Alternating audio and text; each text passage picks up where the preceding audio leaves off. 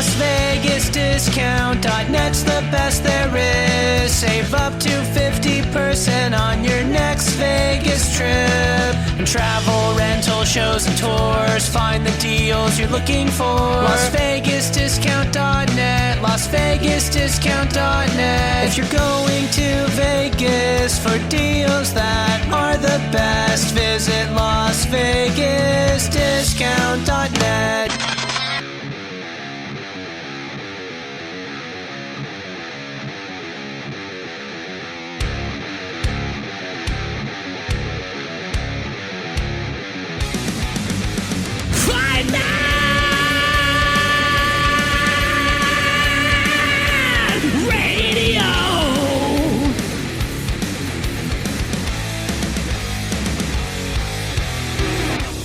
FightNetRadio.com with Andrew and Lee, talking boxing, combat, sports, comedy, football, and everything kick-ass. All on FightNetRadio.com. Fight Net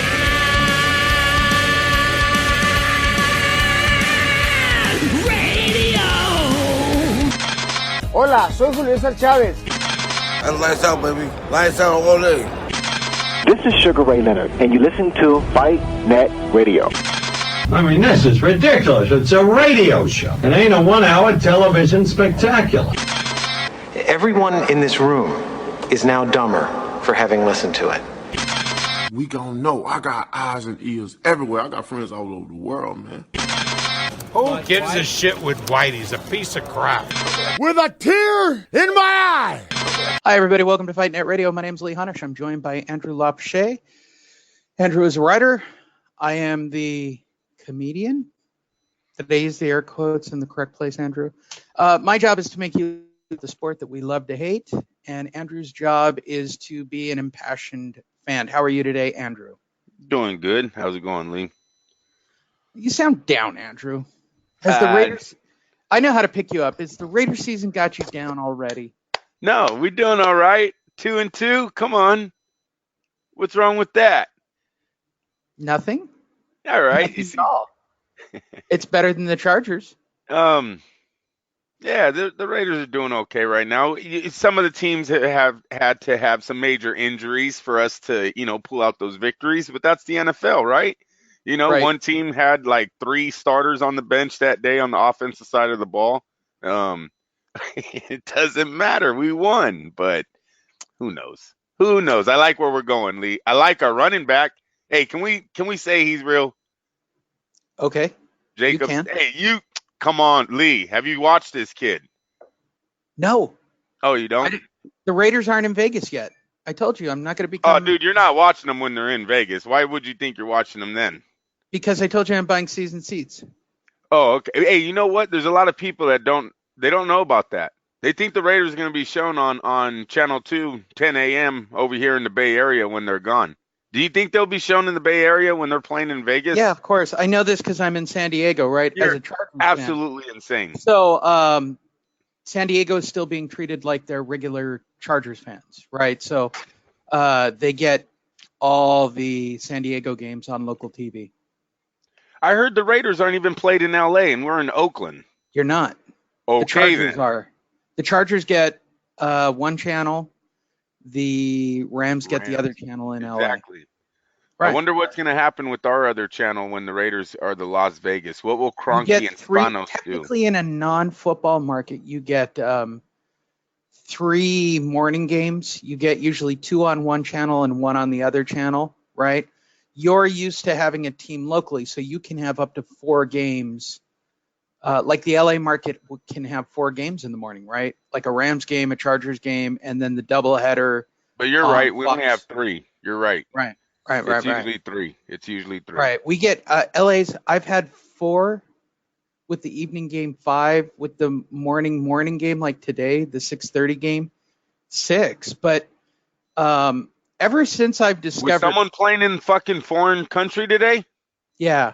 Tampa Bay. No, it's Tampa Bay and somebody else.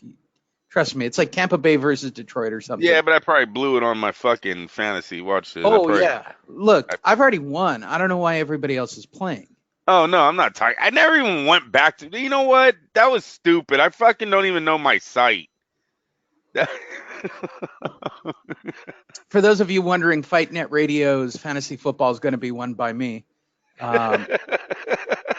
Shocker. So I'll buy myself a trophy. Whatever. I'm 4-1, dude. I've had a margin of victory. And what am I? In every game. I'm not even sure anybody else is trying at this point. What am I? I know my team's on bye week. I know Carr shouldn't be in, and he is. I don't know. I haven't looked this week. I mean, I only made my changes. But even my Yahoo League, my big league, the one I pay for, fantasy's down right now. Football fantasy isn't as hot as it used to be. Right. Does it sound like we're stalling because there's a lack of stories this week? I hope not. You know, there was a lot of football in the beginning, though. It is. Hi, everybody. This is a boxing show. Those of you that listen to this show that are regulars, this show is about boxing each and every week. Andrew and I try to do our very best to give you the hottest stories, the latest reviews, talk about the events of the past week and results. Well, everybody fought on Friday and Saturday. And everybody who fought won. There you go. I'm glad we could have this talk. I mean, we're going to talk about one fight specifically, but I mean, we could start right off because I didn't do zero-in stories. Oleksandr Usyk took a one-day notice Chaz Witherspoon in his heavyweight debut. No shocker on that. Josh Warrington won. No shocker there. Like, everybody won, Andrew. Like, everybody who should have won. Even Chad Dawson won. Like the named favorites all won on Friday and Saturday. Like, it was. I was trying to explain this to somebody yesterday. I was having a marketing meeting yesterday, and I told somebody, yeah, boxing by and large is the only sports where its fans know there is a better than good chance that you could watch, 8 hours of boxing every week and be completely fucked over and never get a good fight. Like, you can watch. It's easy to say this sentence. Let's just go with a regular NFL day. How many NFL games are on a typical Sunday? 10 games? Is that fair? There's usually, is that right? 10 games? Yeah, something like, yeah. Okay. Throw a number out there. Who cares? Okay. If you could watch any one of the 10 games, will you find a game that's competitive and close? Whether or not you like the teams, but on any given Sunday, there's usually one good game out of 10, right?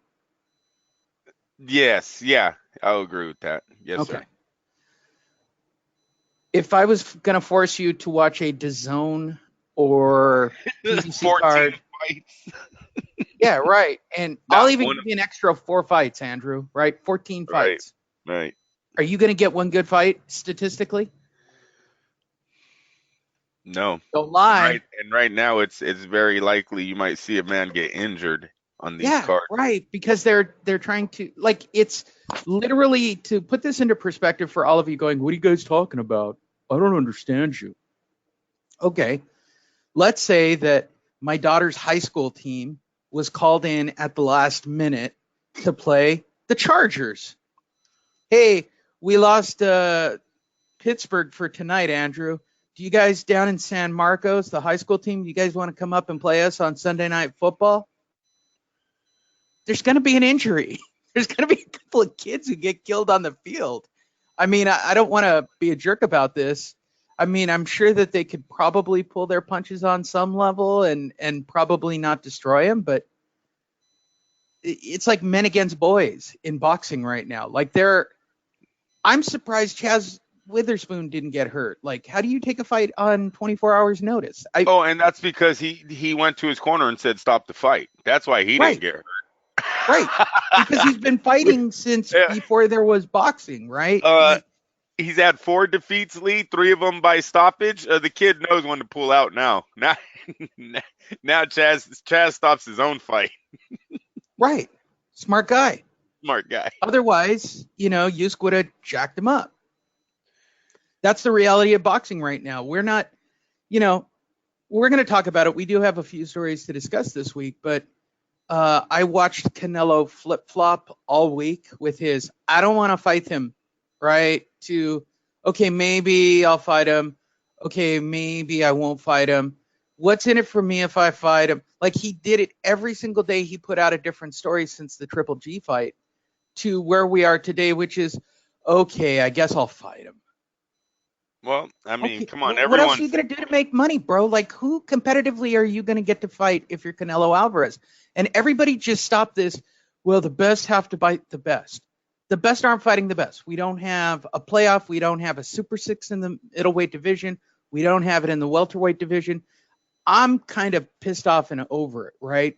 Like, we're going to talk about the top 10 today, and there are some arguments in the debates, and those are all at the bottom. But by and large, the best aren't going to fight the best. Like, everybody's just got to calm down. It's just not going to happen. And it's really frustrating to me, as I want good fights. Wait a minute right now. From what we've seen from Triple G 2 weekends ago, is he the best middleweight right now? Would Canelo be fighting the best? Many would say Canelo's rethinking that third fight just because of the way Triple G looked. I'm just saying that he's debating it because it's a difficult fight. I think Canelo's taking very calculated fights. Well, he has to. There's a lot of money tied up to him. And that's not, listen, Kovalev is in the ring. He's deserved the right to cherry pick a few opponents, right? Kovalev Lee is calculated, but still dangerous. I understand what you're saying with the pick of that fight. We know Kovalev has a problem with body shots.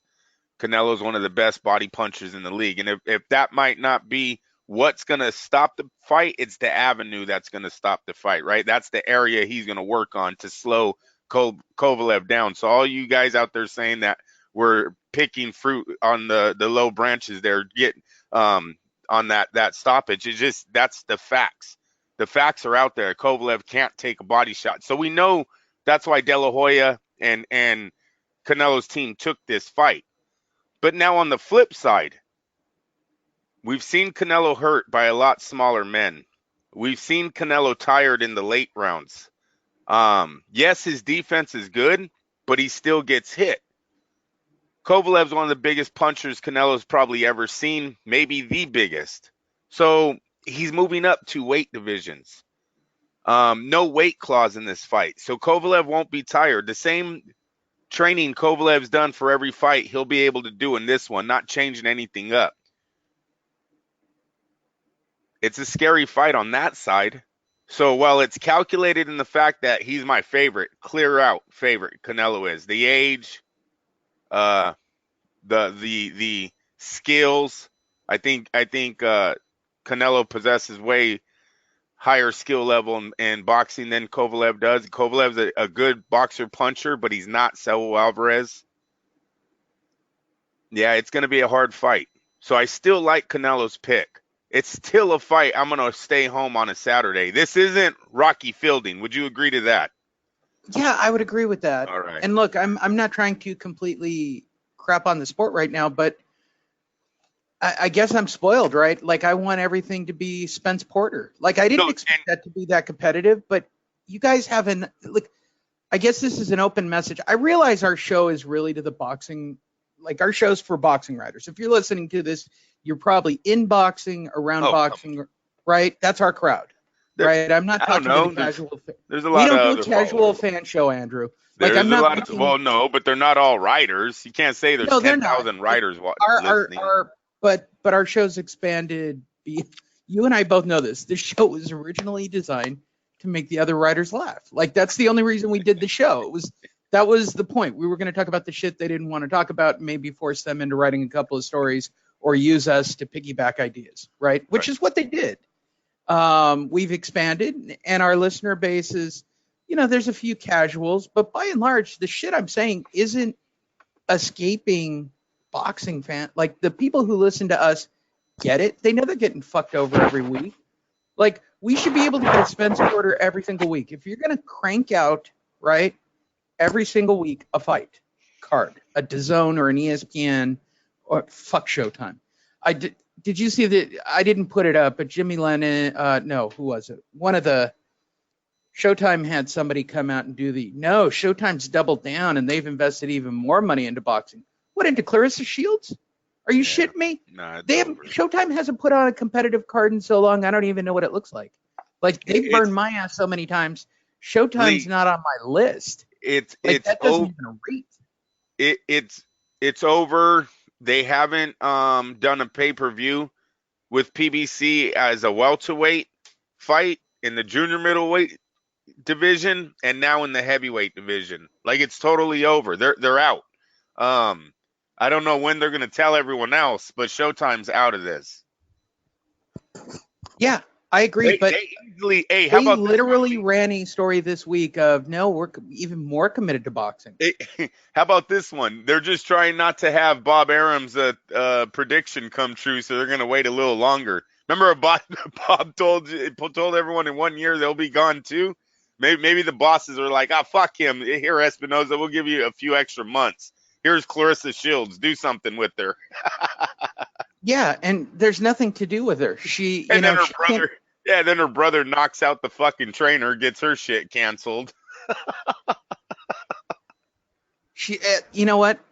That's probably the best thing that ever happened to her, because at least the regular media talked about her. Did we cover that knockout? We did. We did. Last week, actually. Okay. All right. In another lackluster week. If we don't have like big fights coming up, then there's not much to talk about.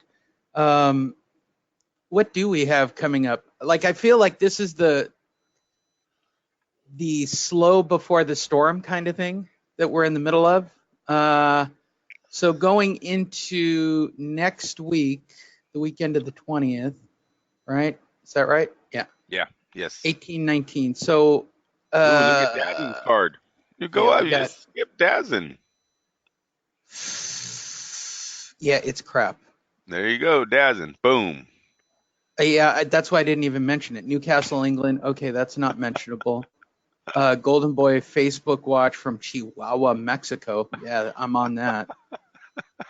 Let me put in my travel plans for that. Nope. So we really don't have anything till the week of the 24th, 25th, 26th, when Oscar's putting on a card in Indio on Thursday.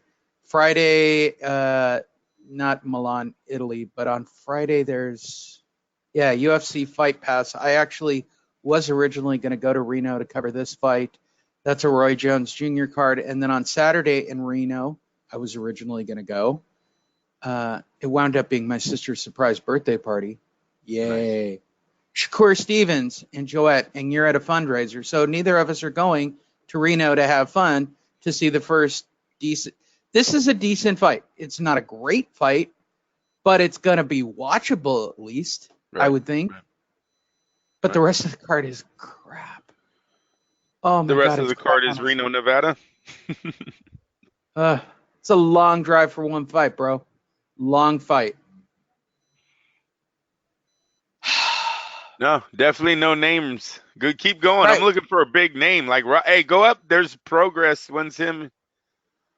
Taylor, the Josh 26. Taylor Progress fight is in London. Look at Chisora's fighting Price, David Price. Now, what a joke! This guy Price, I swear to God, he retires after every fight, and every time he gets knocked out, he retires over there in the UK, and then somehow finds himself back on a fight card. It's a joke they're using that guy. But you remember, Chisora threatened to pull out. He wanted more money. He said these guys, Taylor and Progray. How do you say his name? Progray, right? Yeah, I think that's how you say it. I don't know. Whatever. They're not the ticket sellers. That him versus Parker was Joseph Parker. So he wanted to pull out of the fight. Then all of a sudden, Parker got bit by a fucking spider. Now he's not in the fight anymore. And then they put in David Price. Just a joke. Chisora should walk through Price in probably one round. Yeah. Right, exactly. But you're watching that for this fight. I mean, don't get me wrong. Yeah. I'm jacked up about this fight. Yep. Right? Yep. I'm all about this fight. I'm literally all about this fight. I want to see. Look, I'm pulling for the underdog of guys like Progress, like guys like Otto Wallen. Like, they're unsupported, non-major fighters getting opportunities, and if they win in big situations, they have the opportunity. I'm also pulling for anyone that's not trying to fight only guys in their own stable. Seriously. So like the PBC. No, I'm right. That's what I mean. PBC. Like Progress, Yep. Otto Wallin was a wild card for Bob, but there's not enough of those situations. Like normally when you bring in a guy like a Regis Progress. Lee, a lot of the American talent signed with Al Heyman, man. And I agree. I completely agree. Oh, wait, we've got a Showtime card. Erickson Lubin and Nathaniel Gallimore. I'm so excited, Andrew. Robert Easton Jr. Wow, versus Adrian Granados. I feel like I've seen this fight already 5 times. Exactly. Yeah. Like this fight has happened 5 times. I'm pretty sure. You've seen those guys 5 times each on a PBC card. Yes. Are you sure? You sure I haven't seen them fight each other? I feel like they have. Like I feel like this is the Showtime move. He just puts a name in a hat, bro. Pick. Right. There you guys go. These are the 2 guys that are fighting. Good luck. Effie Ajabagabagabagabag. Look, it's crap. It's crap. How long do I have to go before I get to a fight where I go, wow, that's a fight, bro? Well, we're starting to see the decline of the PBC. Their fighters none of them have turned out to be Floyd. Deontay Wilder's still the 3rd best, or what? I guess you'd say 2nd, right? Because Andy Ruiz. Well, you know what? They got Andy Ruiz and Deontay, so he's got a lifeline in the heavyweights. Al Heyman has a lifeline in the heavyweight division. If he could get Andy Ruiz out of Saudi Arabia with those belts, then that man only needs to get through one more fight as under Dazin, and he can go straight back to the PBC, and they're going to have one of the biggest heavyweight fights ever over here in America. Seriously, Ruiz, Deontay Wilder will be huge. The Mexicans, the Americans, everyone's showing up for that fight. So he does have a lifeline in the heavyweight division. But both of them are not Floyd Mayweather. They got a ways to go before they are. They both would. Seriously, only one of them is going to turn out to be Floyd with the loss, but only one of them will turn out to be Floyd. Deontay's undefeated, but I don't know. Go back and watch Tyson Fury fight. I guess that's always going to be over Deontay's head. He can scream the 12th round all he wants, but it's a 12-round fight. Hi, everybody. Welcome to Fight Net Radio. Lee Honish, Andrew Lomachenko, bringing you the wonderful world of boxing. That was our intro. Hope those of you on the podcast enjoyed that. Content for you guys. Let's get started with the news for the week. News of the week is brought to you by Fight Net Radio. Go to Fight Net Radio.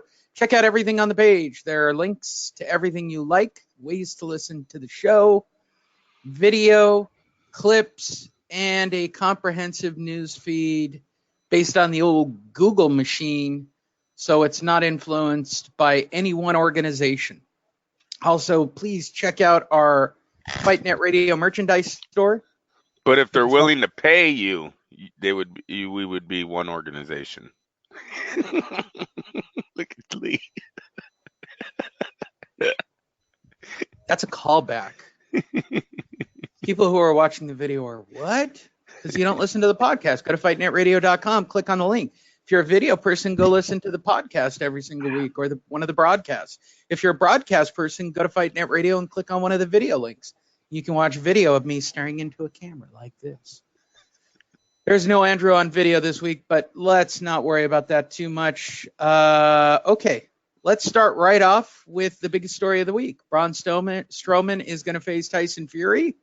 He's going to target the cut, Andrew, because this is can't believe he said. See, it's that's official during a press conference at T-Mobile Arena in Las Vegas. I'm trying to be professional, Andrew. Go ahead. This comes to us. Who is this? Deadspin boxing scene. Video, Braun. Okay. It's official. During a Friday press conference in Las Vegas, WWE and Bob Arum, by the way, who was there, officially announced Brock Lesnar versus Cain Velasquez and Tyson Fury versus Braun Strowman for WWE's Crown Jewel event in Saudi Arabia, which means Tyson Fury is making $5 million to go to Saudi Arabia to fight a pro wrestler. Following a highly publicized confrontation, which I watched on the Fox premiere Friday Night SmackDown because I'm a wrestling fan, the always unpredictable Fury was offered an open mic during an appearance on Monday Night Raw, which I watched because I'm a fan. However, Fury's demands for an apology quickly led to fighting words with Strowman after a scripted war of words. The two engaged in a brawl as a sea of security guards at the WWE pulled them apart, where Tyson Fury attempted to literally throw fake punches badly, like into the air, like he looked like the worst boxer ever. But I watched it, and I know what Tyson Fury is capable of, and that's why it's even funnier. So he was throwing these weird air punch things, Andrew. So tell me, Andrew, what is your take on this situation? Oh, I like it. Go make your money, right? I can't believe they didn't pick Deontay.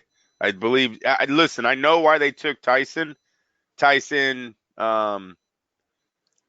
is bigger worldwide name than Deontay Wilder, so I understand why the WWE did it, but I can't believe they didn't have Deontay somewhere in this. I'm sure maybe that the original plan was to get Deontay or Andy Ruiz or somebody. Lee, doesn't he see? No, but Deontay's just ready for WWE. The whole, his whole, what is it? His other ego, right? When he gets in the fight, the whole bronze bomber ego he gets into, taking off the glasses, looking into the camera, screaming. You mean the scuba diver, Andrew? Huh? You mean our favorite scuba diver? Yeah, dude. Like Deontay just seemed ready. You know this about me, Andrew. I'm a scuba diver. He's got knockout power. He's undefeated. Like, I don't know. You just think Deontay Wilder. He's got all the tattoos. Like, he just seems ready, wrestling ready, man. Like Deontay's got a straight avenue to the WWE when he's done doing this boxing thing. But whatever. I like it. I don't care. They all do it. Everyone does it, bro. So fuck it. Make some money over there.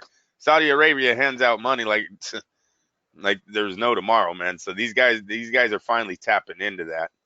Okay, so obviously it's scripted. We've heard the stories. Those of you who think that they're really going to fight, you're nuts. Especially with Tyson Fury's cut eye. So with that said, Andrew, well, what do you don't think they'll even wrestle the match? You don't think? I think they'll. No, I think they'll wrestle. I don't think the guys that are laying the money down for this event want to see a scripted fake. Yeah, they are. They paid $1 billion to the WWE to put on pro wrestling events.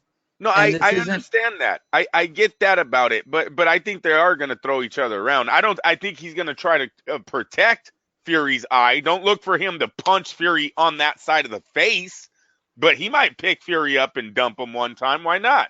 Why not? Fury's all game for that. I don't even think Fury would be scared to do a flip over. Give Fury some training lessons. I think he'd be all game for anything the WWE threw at him. Yeah. No, I think it's gonna be cool. And Brock Lesnar, Cain Velasquez, that seems like a fight that should have already happened, but I guess it never did. Well, they're not going to have a real MMA fight. They're going to have a pro wrestling fight. So Cain Velasquez, if you don't know this, went to AAA, which is Lucha Libre style, put on a mask and became Unicorn or Unico or Unicorn. I shit you not. That was his name under the mask, and he's been down there for like 6 months to a year training in AAA and Lucha style. Fuck yeah. And many have speculated that it's all a setup because ultimately he signed with the WWE. But the problem with Cain Velasquez in real life as a pro wrestler, he's not a big ripped up guy. He doesn't look the part. The only thing that makes him interesting is he legitimately jacked up Brock Lesnar. Like he legitimately cut him up and scarred him. Like, so it's got to fight. They fought in the UFC. That's how Brock lost his title. There you go. Right? I thought that was all right. Yeah, but they're going to do a pro wrestling match in Saudi Arabia. It's revenge. Yeah, he said, come to my world. Come to my world where my boss will tell you I will win. Yeah, basically, Brock is money for Fox. They love him. Fuck yeah. No, Cain Velasquez is not winning that fight, bro. Yeah, he's not. They brought him in, so they'll figure a way to job him out, unless they have a long-term contract with him to get him all the way to WrestleMania. But we'll see. They could be one of the greatest tag team partners ever, because they're both UFC skilled. Oh, look at you working over there, Vince McMahon. Yes, I love the idea. Yeah. Andrew, how do I get you on my writing staff and join the 300 writers I have? Right. Just throw shit at the wall. We'll throw Stone Cold Steve Austin in as the referee. Everybody loves Stone Cold, Andrew. Used to record them.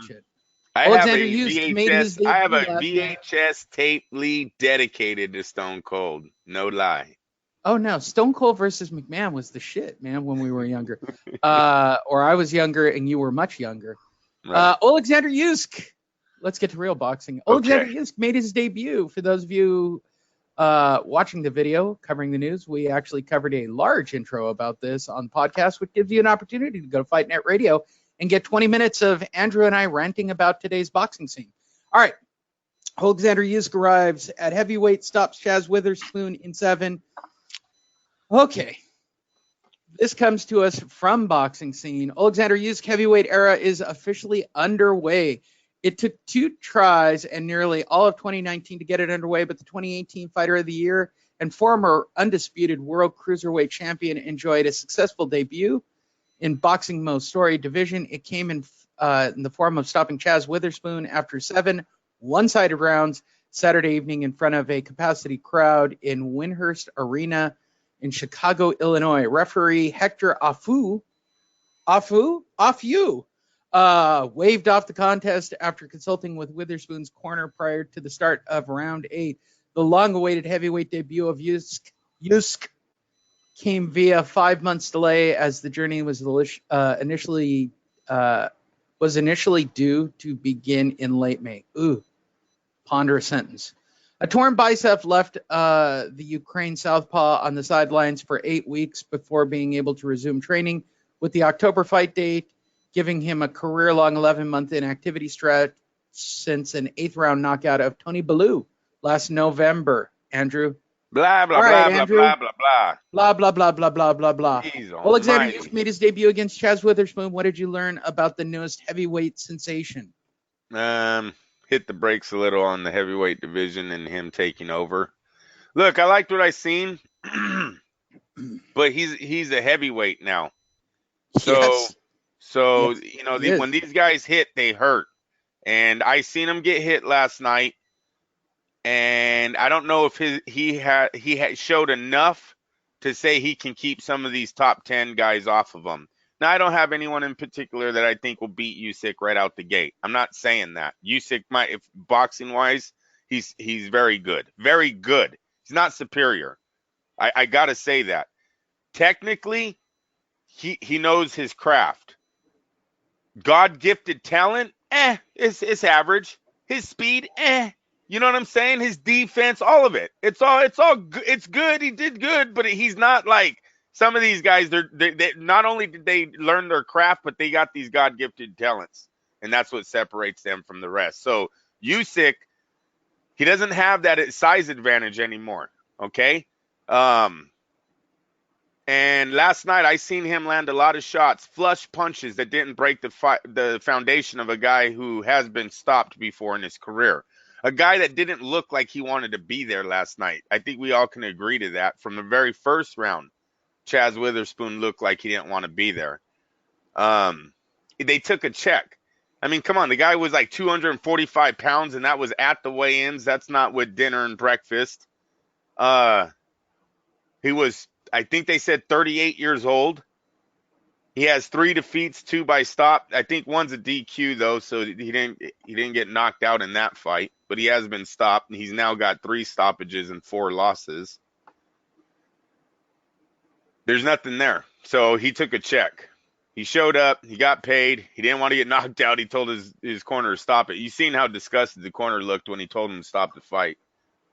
Nobody wants that. No one wants a guy that bows down like that. And seriously, he wasn't getting beat. Lee, we've seen guys last few weeks running around the ring with their eyes almost hanging out of their head, right? Their whole eyelids split open and they're not quitting, right?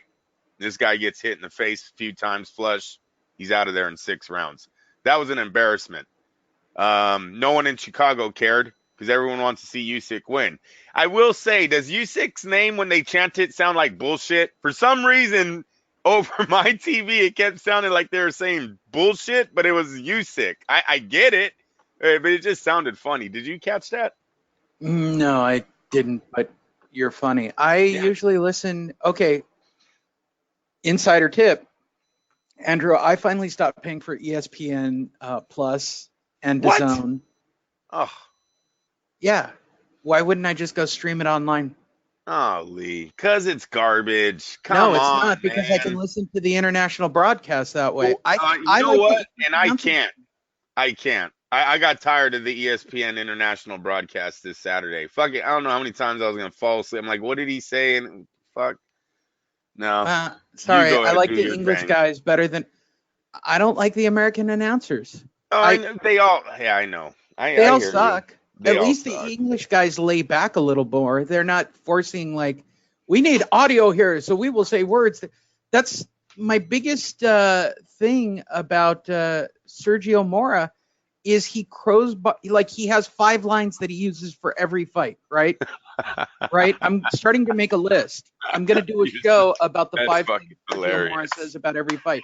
You know what the number 1 is? What? I did my homework on this fight, Andrew. Oh, shit. Am I lying? And the number 1 thing he says about every fight. I did my homework. Okay, bro, you got the job. Calm down. You don't need to tell us every fight you did your homework. Yeah, right? No doubt. No, I don't. Andrew, I did my homework. Andrew, I did my homework. Well, we'll get into calm down. All right? You got the job. Overall, Usyk, you know, he looked like I'll have to see him again before I say he's going to take over the heavyweight division. No, he needs to fight a top 10 guy. All right. Once he fights a top 10 guy, then we'll see whether or not he transitions. We can have all the discussion we want. Usyk can be the guy. He's certainly a personality. He's crazier than a fuck. And now what's sad, and here's the thing, Lee, I caught this last night. I guess Usyk's wife, she's either freaky or Usyk's team is hell of stupid. But that picture that we talked about a few weeks ago, that was one of the most awkward foursome pictures I'd ever seen, right? The 3 girls all in blankets. They all look happy and naked. And Usyk was sitting there fully clothed and looked like he had just been a victim of something he didn't want to do. Was it his wife taking that photo? Good for her. Yeah, right? Good for him. Or was his team? Is his team just fucking whoever takes that photo and puts it on the internet? Love you, babe. Thank you. Here comes my lady with my coffee. Is your woman going to take a picture of you with 4 women half naked? Oh, plead the fifth. Yeah, right. Ugh.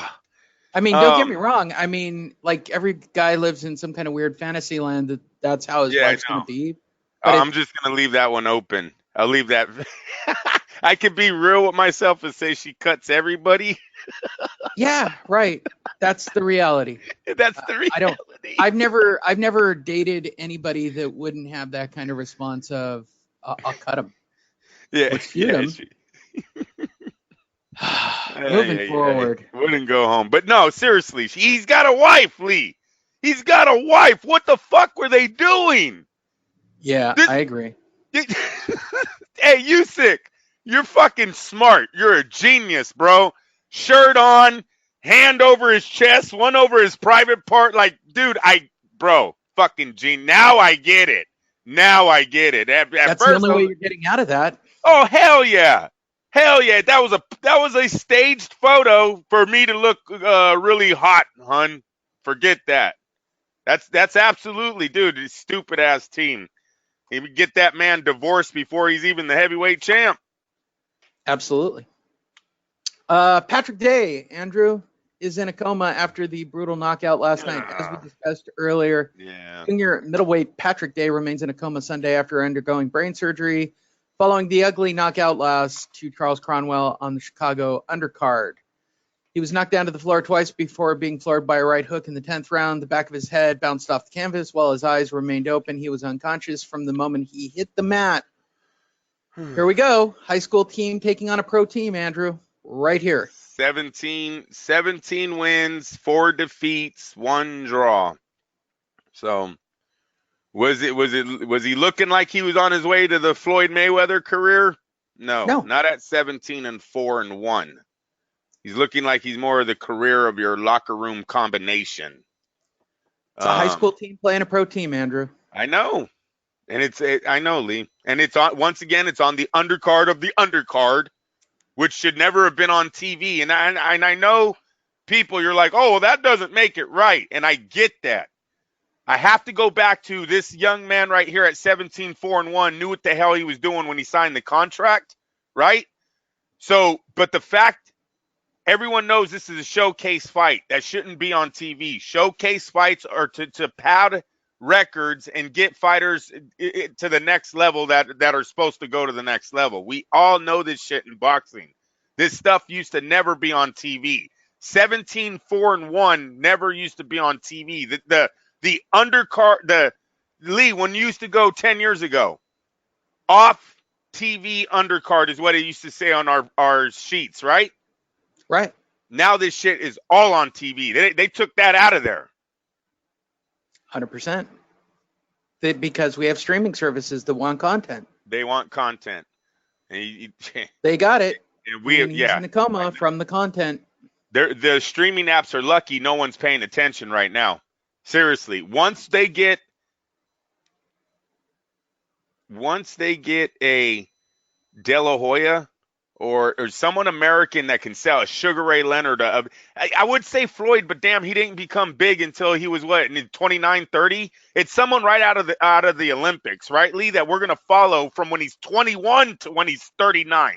It's one of those fighters. Then they're going to be scared because everyone, oh, did you see that? Or did you hear about that guy that had a seizure? They said this young man had a seizure on his way to the hospital. And Dazin announces it on the telecast. Yeah, because that's what you want to do, Dazin. You want to tell all the moms in the world how that young man that just, you seen his eyes roll in the back of his head and was asleep with them open. Yeah, now he's having a seizure in the back of some ambulance going to the hospital. Yeah. I'm with you. I agree.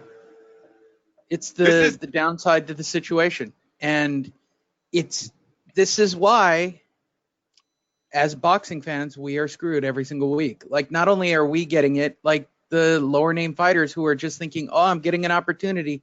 Bro, you're not ready.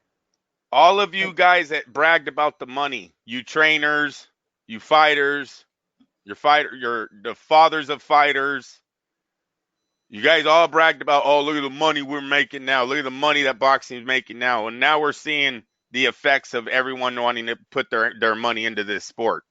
There's not enough qualified gladiators, I believe, to have this much. Oh, I think there's enough qualified gladiators. They just don't want to fight each other, Andrew.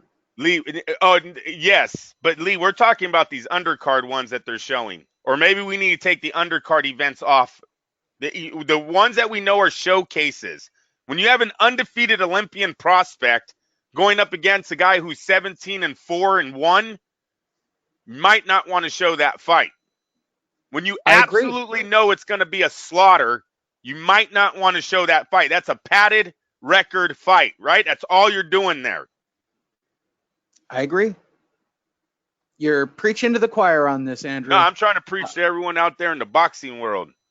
Everybody out there in the boxing world isn't going to write about it. We're going to follow the story. We're going to do 25 updates. Never know. It's going to be the same bullshit. Dude, this is on Deadspin.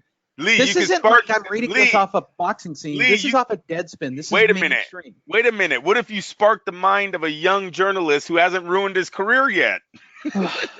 Right. My advice to him would be get a real. Don't write the story.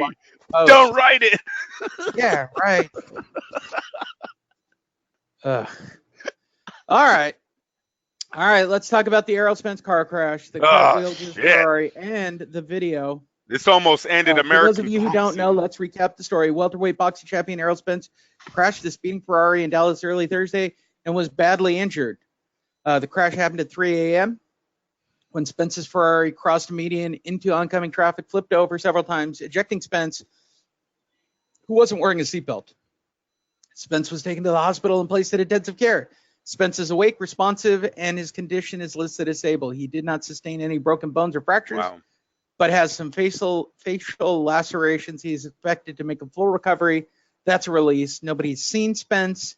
Everybody just keeps reporting stories that he's okay because he's a meal ticket right now, so they're going to say that. We are now going to watch that car crash, Andrew. Are you excited? I'm excited. Let's watch that car crash and examine it right after a 15-second commercial from Hyundai. Oh, I like that car. Do you?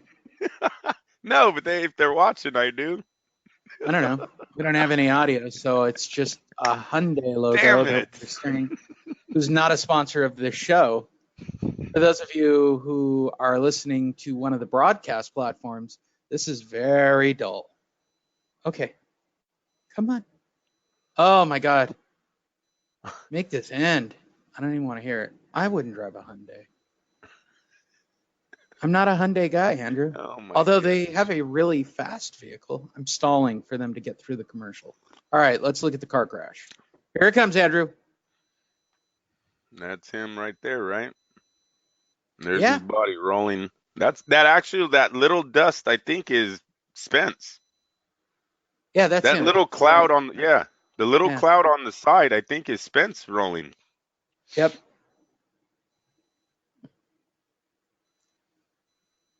I wish they'd slow that shit down, man. You would think, right? Yeah, it looks like him rolling around behind the car. I mean, he's really lucky he just got popped out. Fucking insane. I'm sure he was drunk. And again, I'm just making a speculation. I'm sure it sucks when the accident is like right after the bars close. You see how it's 2:47 a.m., 2:46 a.m. when he's actually rolling?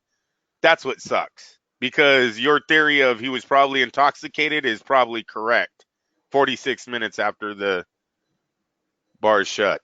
Oh, yeah, no doubt. Look, Andrew, I drove home last night from a venue that was about 30 miles away from my home at midnight. Dude, everybody's fucked up at that hour. Like, I know what's on the road with me. You know what time I wake up every day, Lee. I see this shit every day.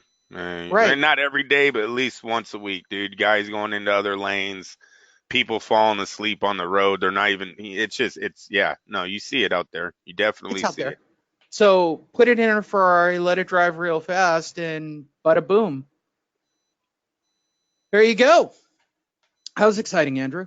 Might never be the same. You know, I know they're going to give him, look, the Terence Crawford fight's out now, at least for a year, unless Spence comes back saying he doesn't want to fight anymore. Get me Crawford so I can retire. They're going to be on a rebuild, right? He needs to see if he's okay mentally, physically.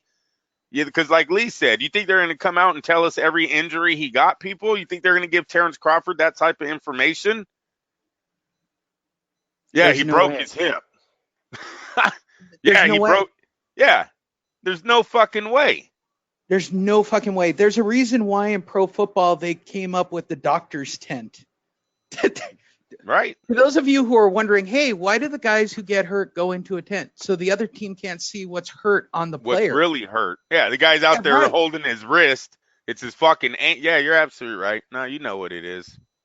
I mean, I don't know if boxing fans are that naive to think that a dude who gets thrown from a car like that is going to be... He's okay. Like everybody from the promoter all the way to the PBC, everybody's released. Well, I heard from the family he's good. Okay. And we hope that he is. We hope that he is. But all we're saying here today is that there's a possibility he'll never be the same. That's it. This is who's the other kid from Puerto Rico? The star that yeah, Willie's guy. Yeah, Felix Verdejo. Yeah, we got it at the same time. Good job. Yep. Felix Verdejo is never the same after that bike crash. Ever. This guy got thrown out of a car, Lee. He might have woke up the next day saying, you know what, I don't know if I really want to get punched in the head anymore. Or while he's getting punched in the head, think about getting thrown from the car and realize he doesn't like this life. Might just want to sit on a beach he and could relax. have that awakening where he saw God and the whole bit. And oh, believe me, thrown from the car, you got that. Could you imagine? Unless you're shit-faced drunk and you don't remember the awakening, man, that's pretty bad. I could only imagine. You think getting punched in the head makes your teeth rattle? Jesus. Well, based on my advanced age, Andrew, I'm that's what death is like. Like, I just fall asleep and I wake up and I'm dead. Like, it wasn't me trying to remember, oh my God, my daughter was in my car with me and oh no, what happened? I don't want that shit to happen. You don't want that shit to happen, right? Where you're driving with the kids and you have a heart attack and like you wake up in a hospital room and the first thought you're trying to put it all together and you're going, wait a minute, I was driving a car, I felt a pain. Yeah, it's going to change you. So how much money does this guy have? Just in case. He's got $7 million in the bank, Andrew. He's got no doubt. He could easily have a spiritual awakening and decide that he is done. And I guarantee $7 million is enough to kick back and relax. Do we believe? I believe his Porter fight is not in this, so he should have another few million on top of this. What's here? Yeah, he got 5 on. He got a few million. Mikey, he'll probably get another few million. He could easily wake up and go, nope, I'm done. I'm going to become a preacher, right? I'm calling it right now. Errol Spence's next fight is going to be, he's going to be a preacher. He's going to thank God to be alive and be some kind of spiritual speaker on the, what do they call it? The Preacher Network, TBN.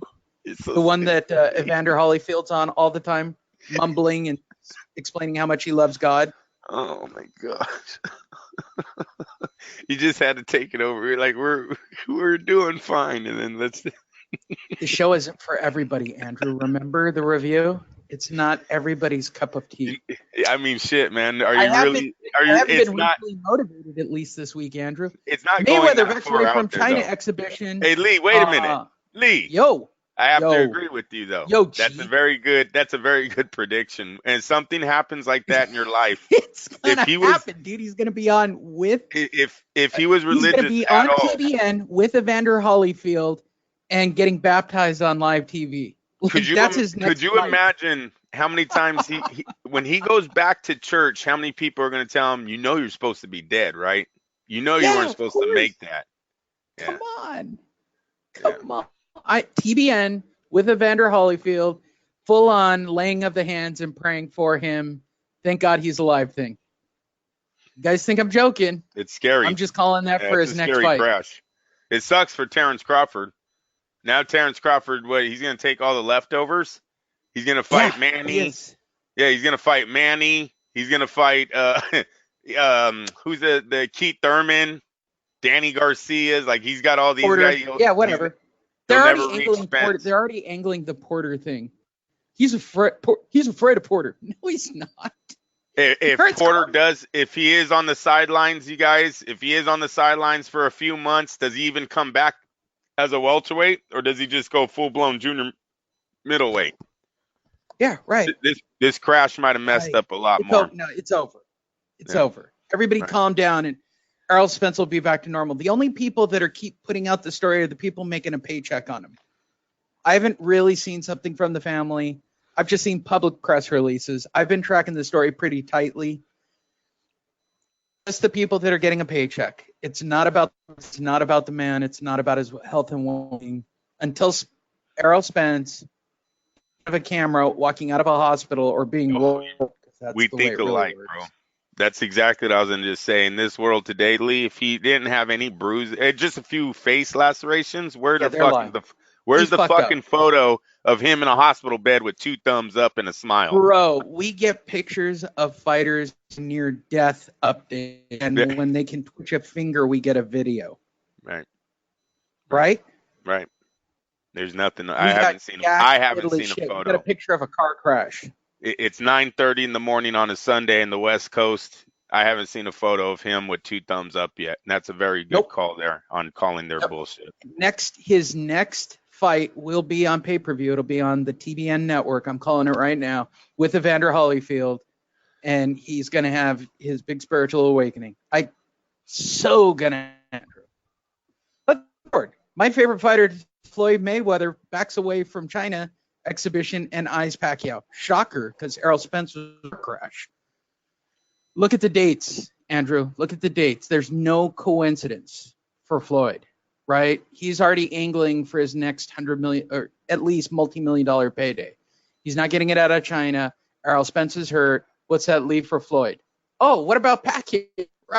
Former 5-division world champion Floyd Mayweather, 42-year-old, is apparently walking away from the exhibition payday in China. Back on New Year's Eve, Mayweather made millions in Japan fighting Tenzin Nasukawa.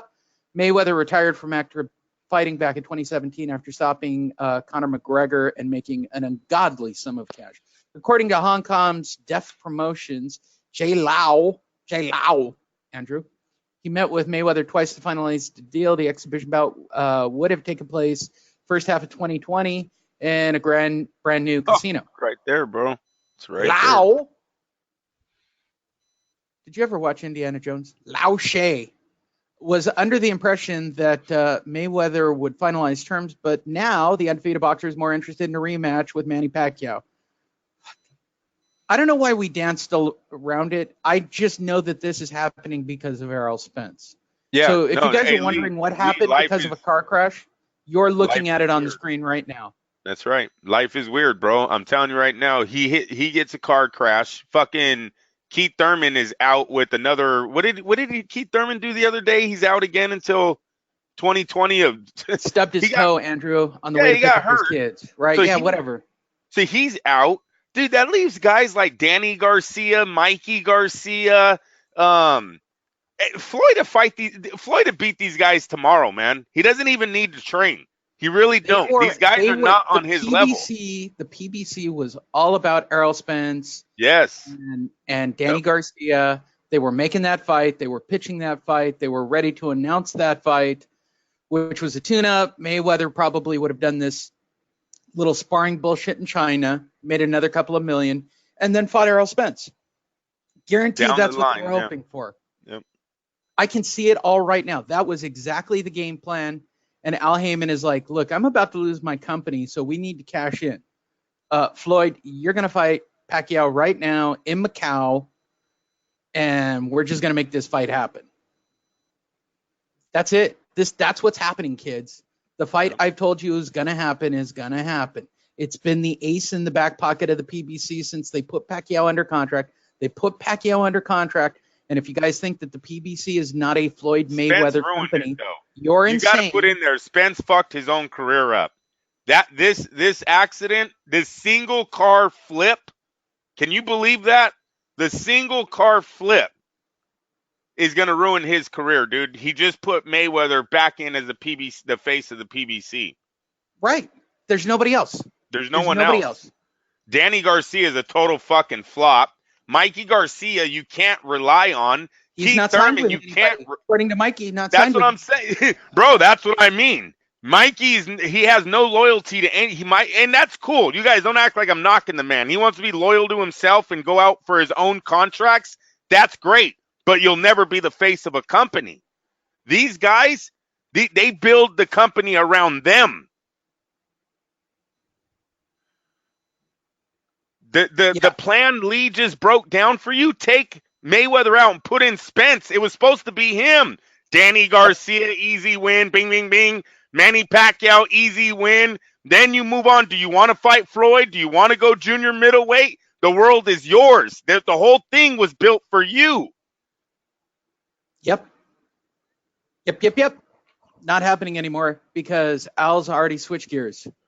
He had to. Bro, his kid's flying out of the fucking car somewhere in Dallas. He had to. Yep. Anyone see that fucking body laying in the street? Oh, he's fine. Nothing to see here. Pick his ass up. Pick him up. Right. And his promoter, all the way back to his promotional company, he's fine. He's got a couple cuts on his face. He's fine, Andrew. He's fine means we would have seen somebody walking around in that fucking video is he's fine. Yeah. I agree. And what's that really bring us? It brings us Floyd Mayweather, Manny Pacquiao, because that's a payday for Alan Floyd.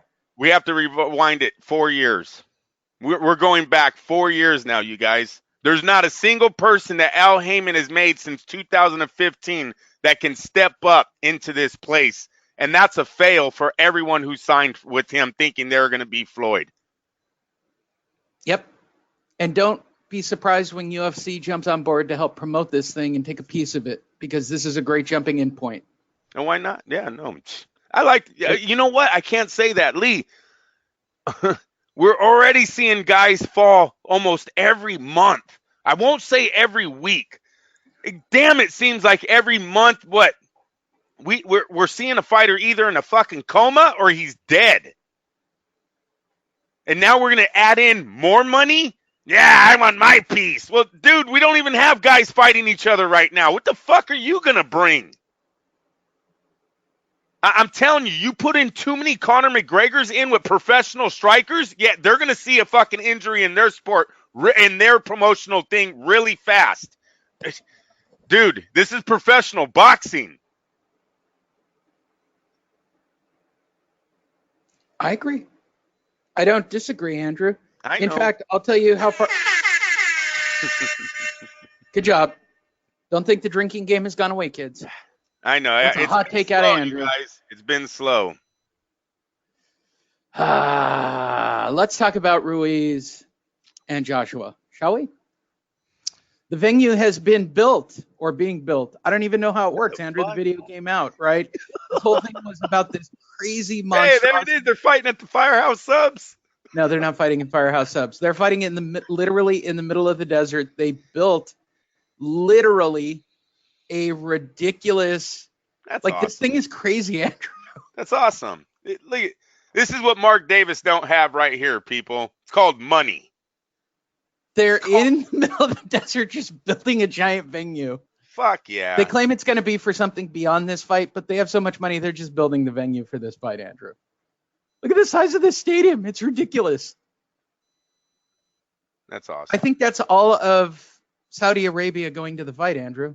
I could be wrong, but I think that's everybody. They want to tell you that they're going to have a tennis tournament and other things at the venue, but the reality is... What a great video, though. No, I believe it all. For this. I believe it all, though. They have the money to do this type of stuff, man. These guys were making islands a few years ago, man-made islands out there in the middle of nowhere. Snow inside a building, Andrew. I mean, they're pretty wackadoodle. Right. All right, Andrew. Here's the venue for the fight. One of them dates Kim Kardashian, and she's married. He still dates her.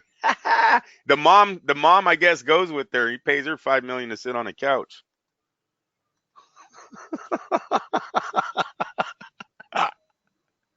What do you think of Clash of the Dunes in the middle of the desert where it's probably going to be 127 degrees at fight they're time? in a bubble, aren't Andy they? Ruiz is going to have a fucking stroke. Hey, I thought, aren't they in a bubble? Is it still 100 degrees? Fuck, dude, these guys are no, dumb. It's outside, unless it's got AC that I don't see built into this drawing. I think they have so much money, they're probably like changing the fucking atmosphere weather out there. I don't know, Lee. I don't know. I don't think they could do that. All right, let's be realistic. Think they just pump AC into the ground and out of the ground? What is the weather? I swear to God, I bet you they have AC under all those seats. Arabia in December. Look, somebody's already looked and asked the question, Andrew.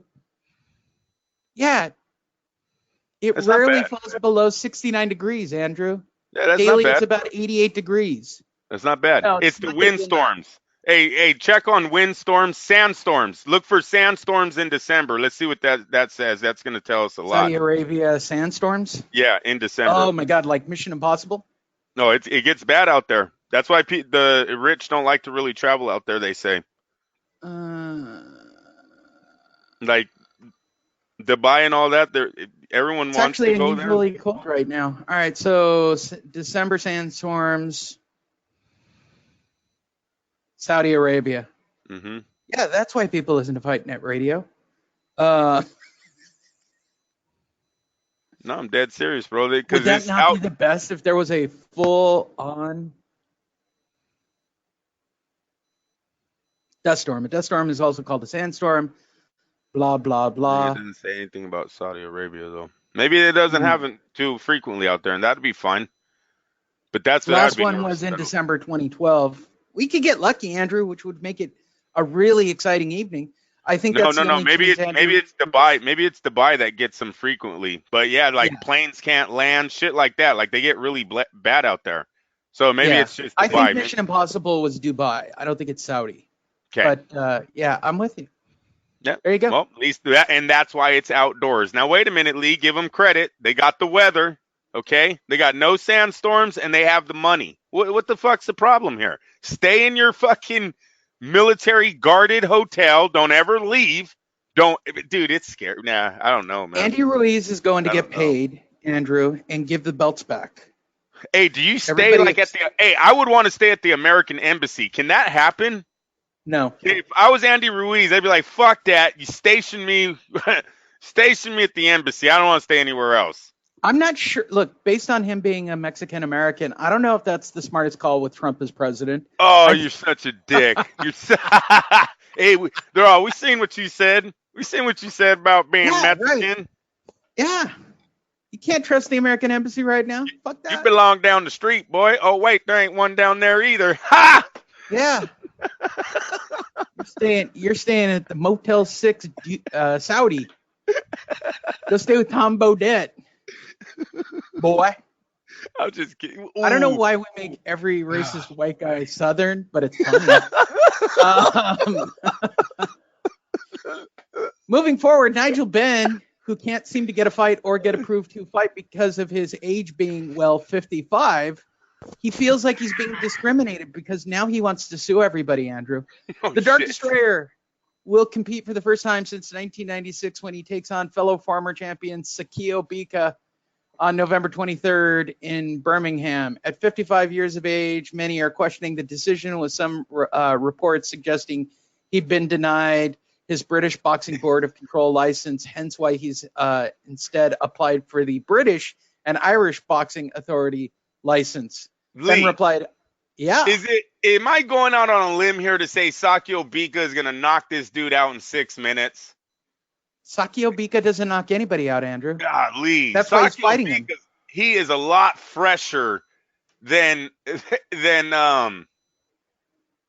Nigel Benn.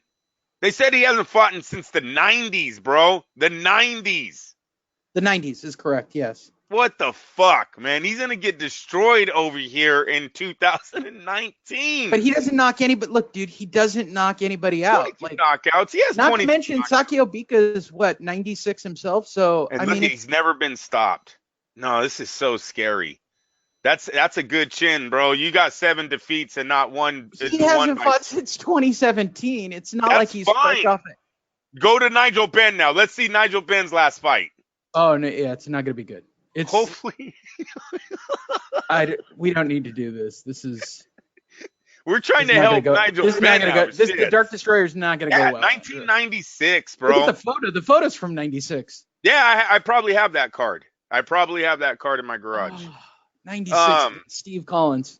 After the third consecutive loss. I am 2 months into dating Christina here. 3 months into dating Christina, and we've been together for 23 years. Yeah, I'm going and seeing Holyfield versus Tyson at this time. Okay, that's what's going on in the world. Holyfield Tyson. That's 96, Andrew. Yeah, dude. This is very old here. He's getting knocked out in 6 minutes. I'm sorry, you guys. This guy thinks I don't know what the fuck. Well, it doesn't matter Nigel because Benn. he's starting his case for elder abuse. It should. I don't know what he's thinking here, but you don't come back and fight a guy like Sakio Bika right off the top. Unless Sakio Bika is getting paid to take a dive here. If this was a legit he's getting fight, paid to take a dive. Yeah, he has to be because Sakio Bika would clean his clock. He's not ready for that level. Sakio Bika was top 10 like 3 years ago. He's not ready for that. He really isn't. I mean, don't get me wrong. He looks good at 55. I mean, black don't crack, Andrew. He looks like $1 million at his age. I don't care about that. That means he's in shape. That's great. Is he in fighting shape? There's a difference there. He's been sparring with the kids. He's feeling confident, I'm sure. I think this is if his son is fighting on that card, it's probably to get his son more publicity than him actually fighting. I hope it's a sparring match and Bika falls in 3. That's a car crash waiting to happen. If not, right. Saul Alvarez will be fighting him. No, I'm just kidding. De La Hoya is on. He's a former champ. Yeah, right. He's a good challenge for me. Yeah. Easy, Drago. Easy, Drago. It's an opportunity to let you guys know about Fight Net Radio. Go to Fight Net Radio. If you're listening to the audio, go get some video. If you're watching the video anywhere online, go get yourself some audio at fightnetradio.com. My name's Lee Honish. That is Andrew Lomachenko. We talk about boxing each and every week. We're going to do the boxing pound for pound list. Thank God Wikipedia did all the hard work for me, Andrew, and put several different pound for pound lists right on their site for us to discuss. I don't think the top is in question. I think the question is the bottom 3 and who should be on it. And those are the interesting discussions for today, Andrew. But we're going to do a game show to start this off this week, Andrew. Who's your first selection who should just be in the top 7? I've gone through all the lists. These little tabs up at the top show up on everybody's pound for pound list. So who is your first fighter? And then we will discuss everybody's ranking system. And then you and I will come up with what we think is probably closer to accurate. Who's your first fighter in the top 7, Andrew? He's going to have to be Terence Crawford. And that would be correct. You got your first selection. Why Terence Crawford? 35-0. He's beaten everything put in front of him. He's fought nobody of name yet, Andrew. Sorry. He hasn't. In the welterweights. Khan doesn't look. I understand the arguments and why we're discussing them that way, but the best is not fighting the best yet. Would you disagree with that sentence? Julius Ndongo was a 2-time champ and went to the hometowns of both champions and knocked them out. That dude was scary when he faces him. Jeff Horn had just defeated, and I gotta say, respectedly defeated Pacquiao. I did not think that was a fixed fight at all. That's my opinion. Horn. No, I don't think it's a fixed fight. And I'll make this argument. Terence Crawford handled his scandals in all of these fights, right?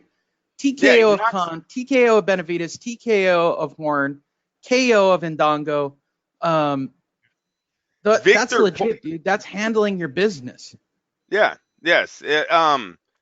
Victor Postol, I think, had a great before he fights Terence Crawford, had beaten Lucas Matisse.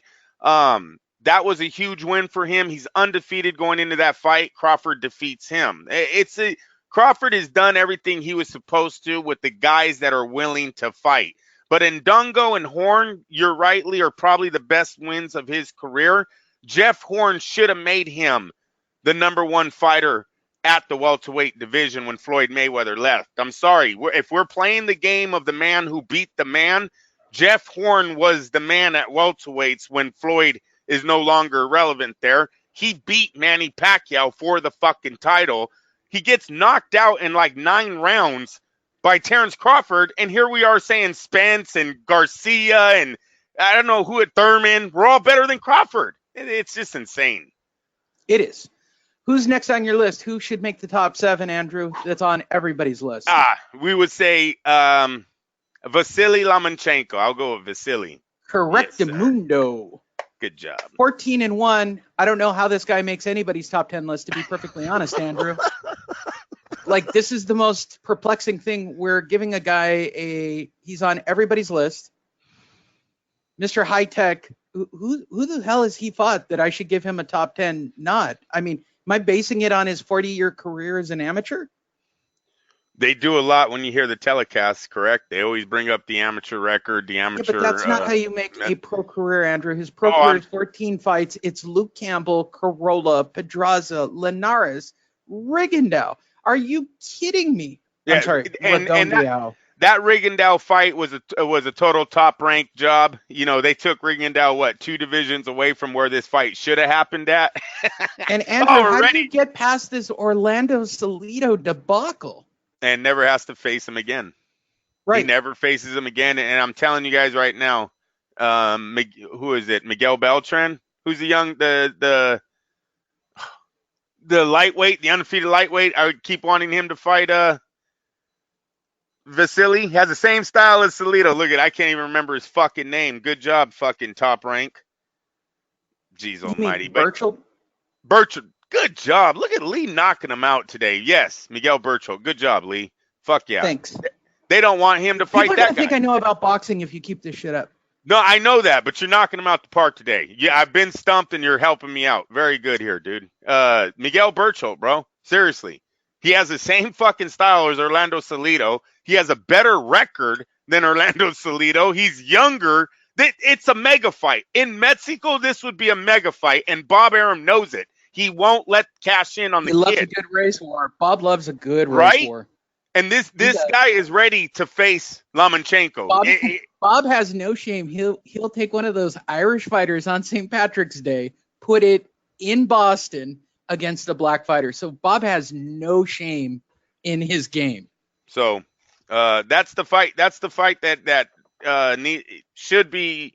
That's the one that should solidify Lomachenko as the man at those lower divisions. But they're gonna play the top ranks beat. So.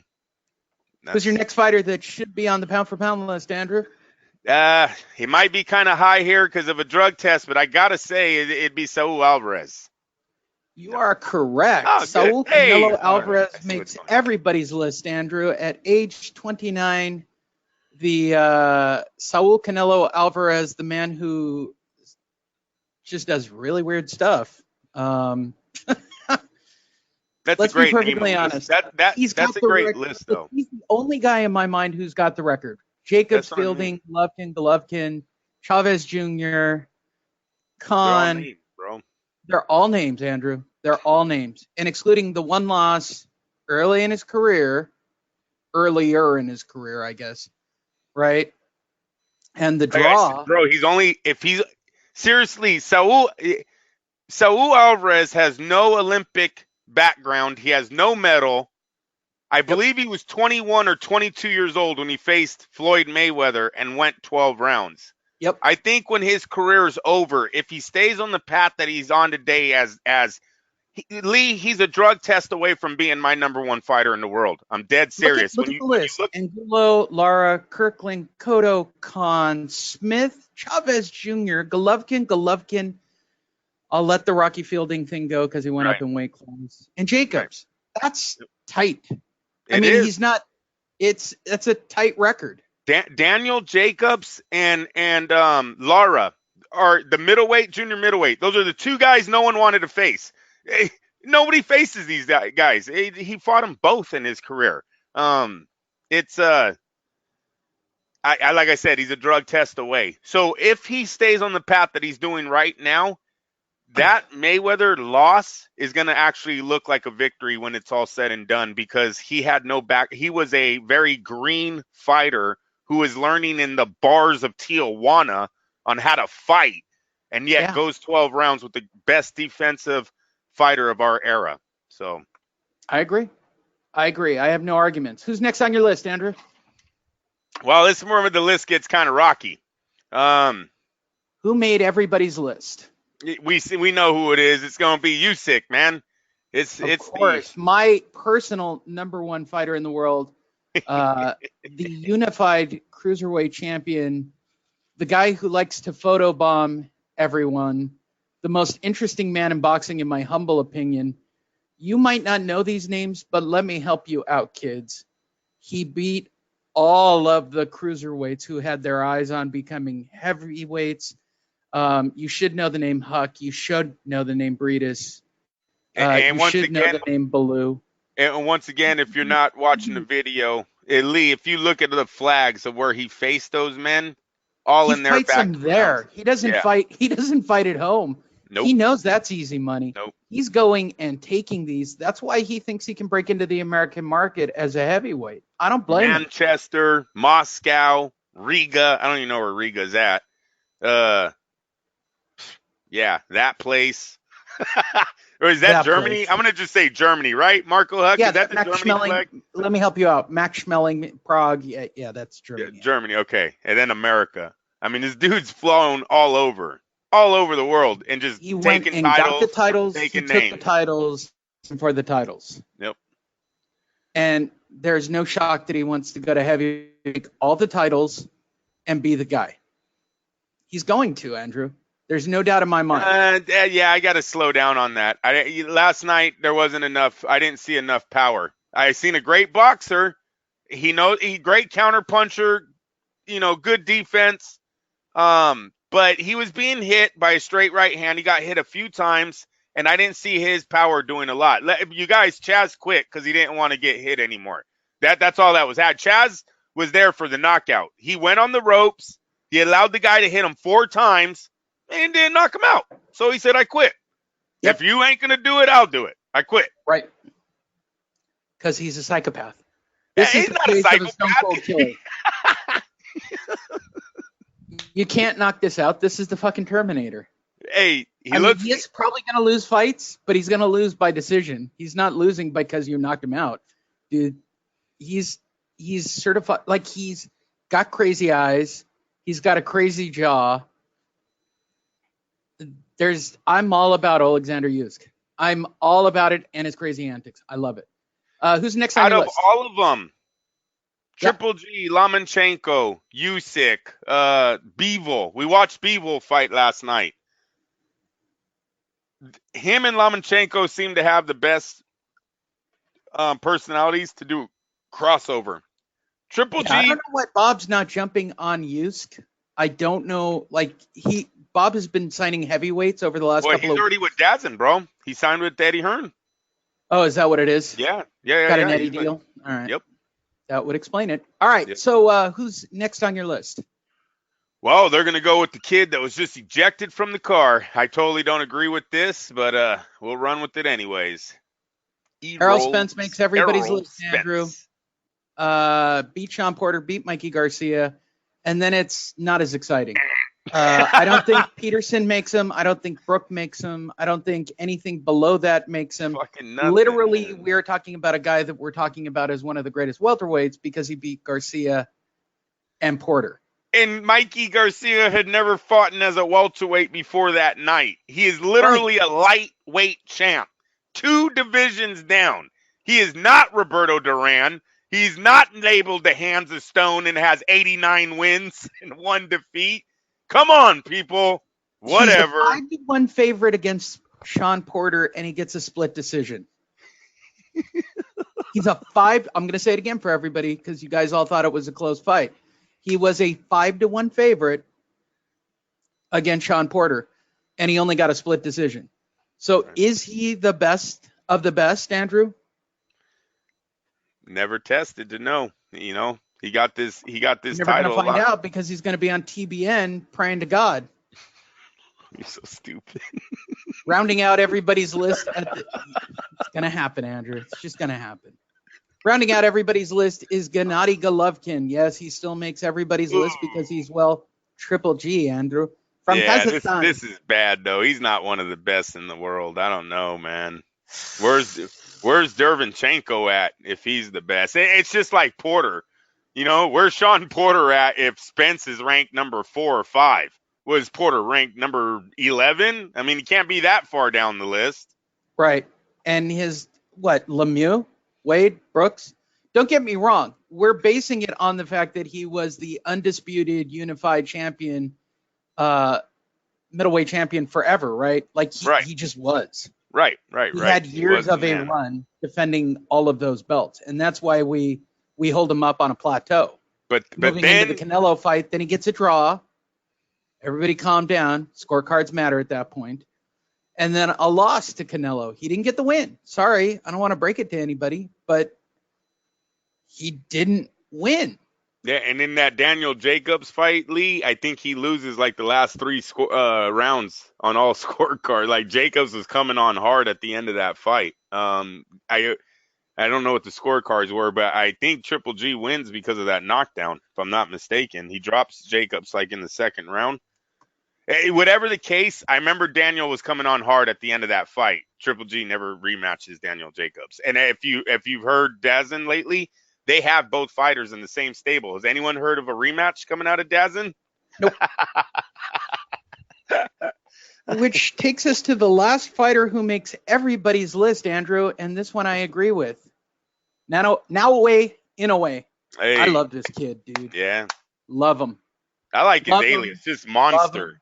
I Love like his, the nickname's awesome.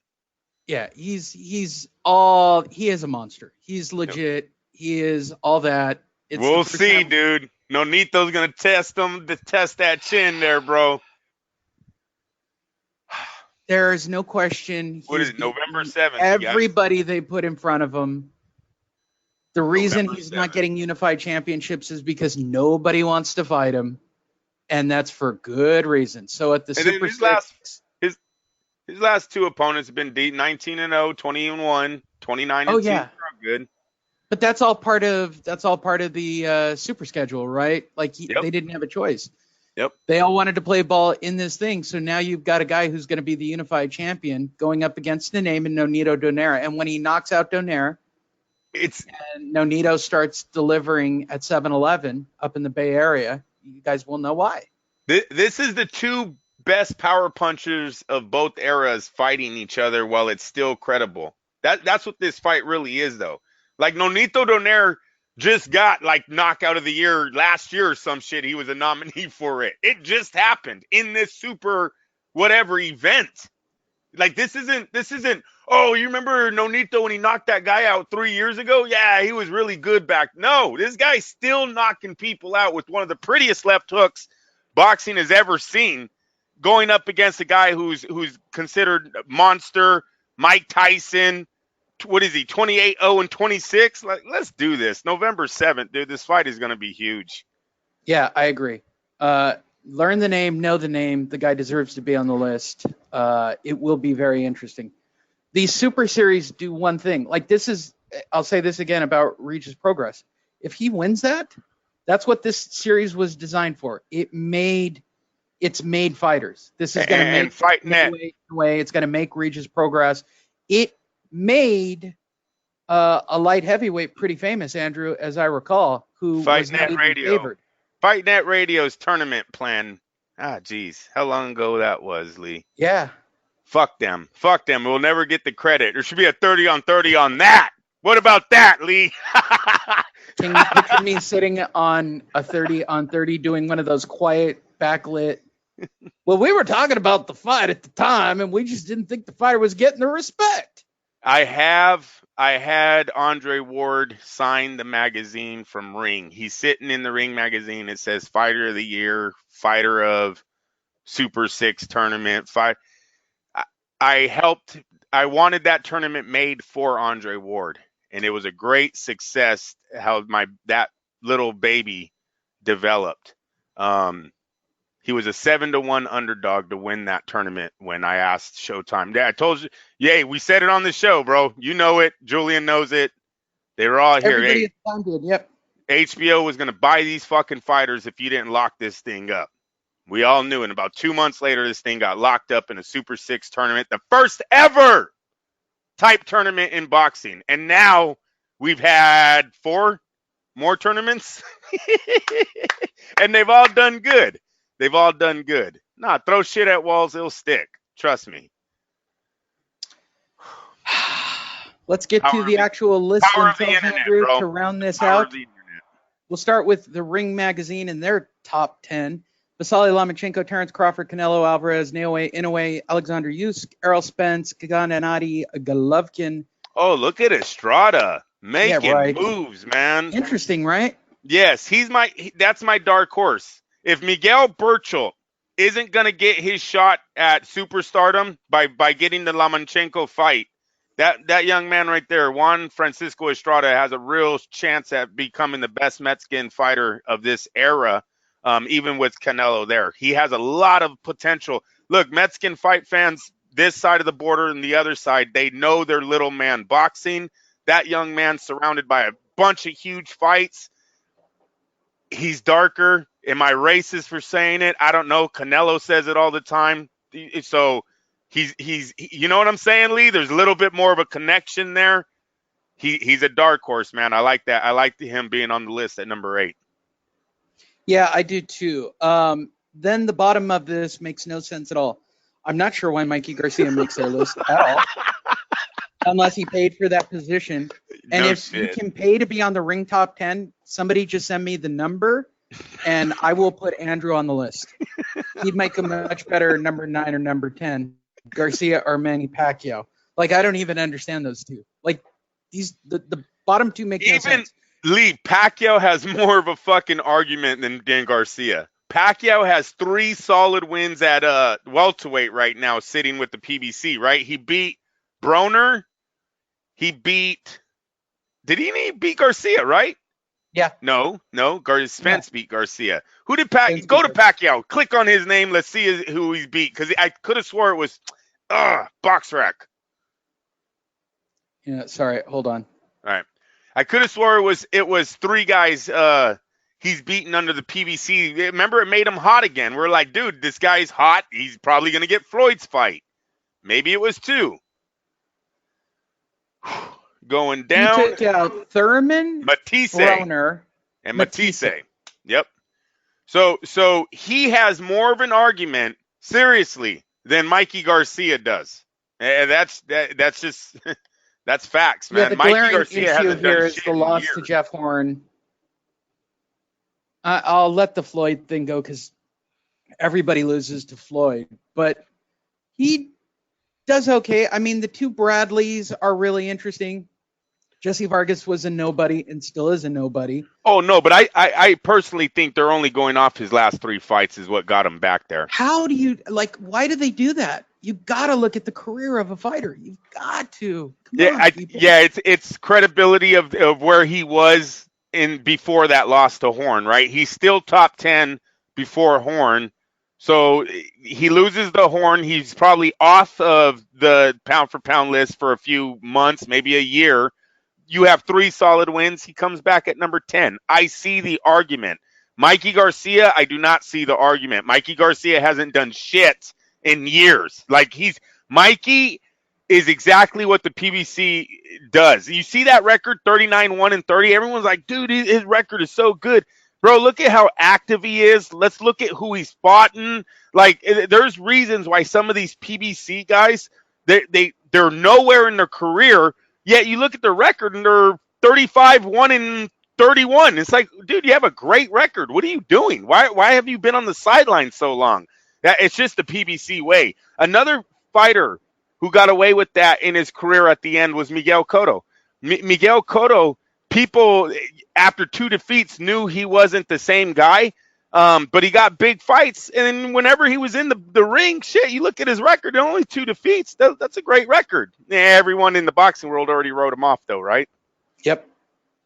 Moving forward, Boxing Writers Association of America, Vasyl Lomachenko, Terence Crawford, Canelo Álvarez, Errol Spence, Oleksandr Usyk, Gennady Golovkin, Naoya Inoue, Estrada made the list. They've got Mikey Garcia on the list, Andrew. What? Am I not understanding this? I'm pretty sure he's lost. His last fight. Yeah. Maybe the lists aren't updated. I don't. No, there's 1 loss and no wins.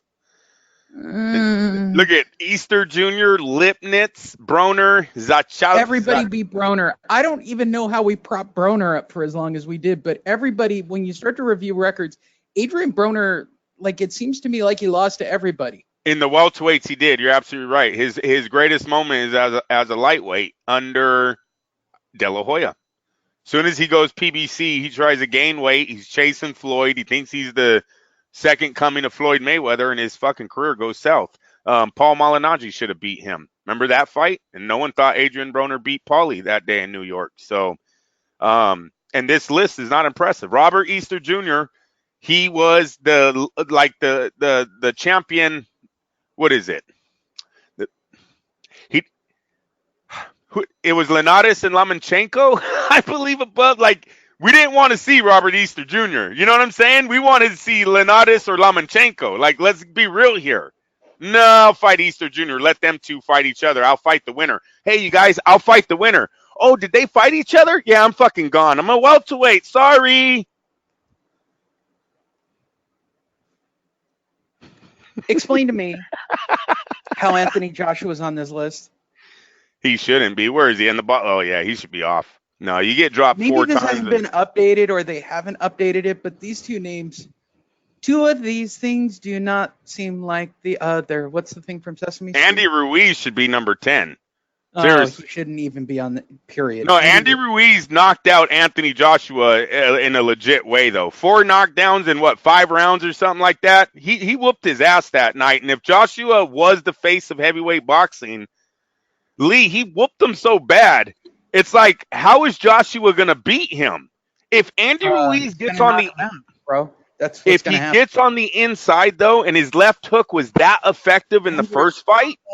Stop. Oh, he better hug. Oh, he better hug. He better hold. Andrew, it's not going to happen. Well, you stop, dude. We all hope. One round. You'll see it on my boxing. All right, Lee. I'm gonna tell you something. Whenever those other upsets happened, it was a knockout. It was boom. He's hurt and either out, lights out, like he never had a chance, or it's a 5-punch Mike Tyson Buster Douglas type knockout. Mike Tyson still didn't have a chance. Anthony Joshua was dropped 4 times in 5 rounds. Like, bro, he had hella chances. Andrew, he's gonna get paid. Shot in the head. Oh no! That's not how the PBC rolls. I think Al Heyman's telling Andy Ruiz, I will make you a fucking billionaire if you can get this fight. I know what you're saying and what Saudi and Arabia wants and Joshua wants, but believe me, the American side of this is also telling Andy Ruiz, you bring those belts back to the States, you're a fucking billionaire. This fight is huge. If you see Andy Ruiz coughing in the corner, that's your fucking fix. Okay, it's him, not him.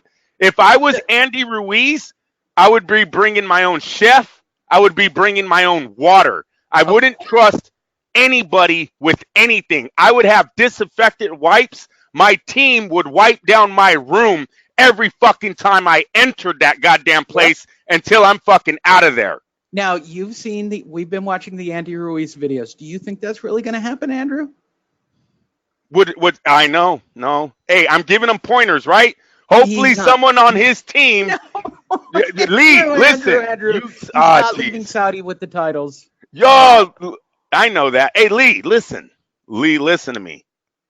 You know I have good points on that fucking. I agree. Joshua had his moment to come back and go, oh, wait, I'm the superior boxer. Bing, bing, bang. We're out of here. All right? And he got dropped 4 times in one fight in 5 rounds. Like, that dude could not take the inside pressure of one Andy Ruiz. Now, I hope he goes to the drawing board and learns how to use his jab, stay high, move around the ring. He's got to learn all of that. But just in case Andy Ruiz gets back on the inside, it's going to be it's a questionable fight. I don't know. I can't tell you. I can't tell you it's 100% Joshua's night, dude. I seen a chin that I just don't know about anymore. Okay. Let's see, Andrew. Since we're making a weird segue. Real fast, then I got to go. My wife's losing it out there with the babies, man. All right, that's fine. Let's see what the current odds are, shall we? Here we go. Oh, my God. Nonito's plus 900. We're betting. There it is, Lee. There it is. Oh, I got to call Willie today. Holy shit. They don't have the odds up for that fight. Look at this Progress Taylor fight, man. It's a pick 'em. Yep. No, it definitely is. That's exciting. That is exciting. Why the fuck is David Price plus 300, but Nonito Donaire is plus 9? Oh, my gosh. Whatever. All right, you guys. You know boxing. Let's go. Rounding this out real quickly, the transnational boxing boards have Lomachenko, Crawford, Inoue, Usyk, Álvarez, Golovkin, as we've discussed, Estrada, Pacquiao, Spence, Sor Rungvisai. Good God. That's a name you haven't heard since HBO went off air. Right. ESPN, or as I like to say, the fattest man in boxing, and his list. Lomachenko, Crawford, Álvarez, Inoue, Spence, Usyk, Golovkin, Estrada, Garcia, and Deontay Wilder. How much did you get paid to put that on there, Dan? And last but not least, Box Rec.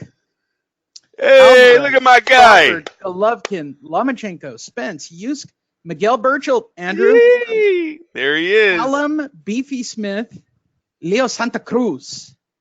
What a day for Mexican boxing. If Burchell, Alvarez, and Estrada can all hit top 10, man. Hey, you got Leo Santa Cruz there proclaiming he's Mexican, even though he lived in America.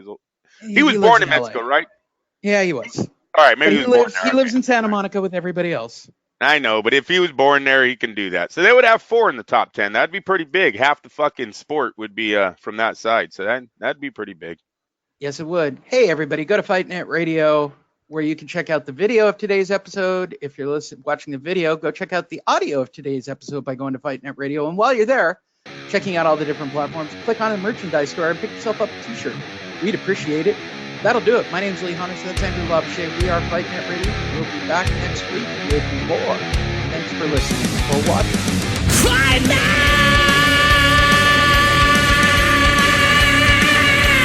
Radio.